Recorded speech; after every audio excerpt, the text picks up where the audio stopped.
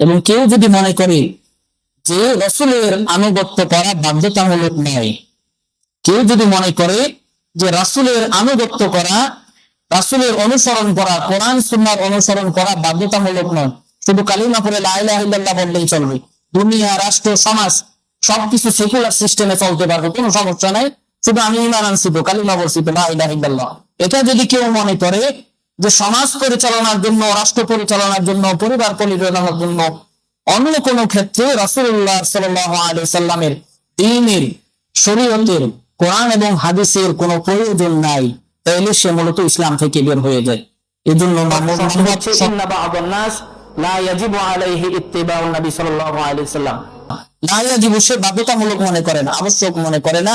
যে রাসূলের আনুগত্য করা এটা আমার জন্য আবশ্যক। এটা যদি কেউ মনে করে যে আমার জন্য রাসূলের আনুগত্য করা আবশ্যক নয়, আমি ঈমান আনছি তো, তাইলে সে ইসলাম থেকে বের হয়ে যায়, তার ঈমানও থাকে না, সে ইসলামের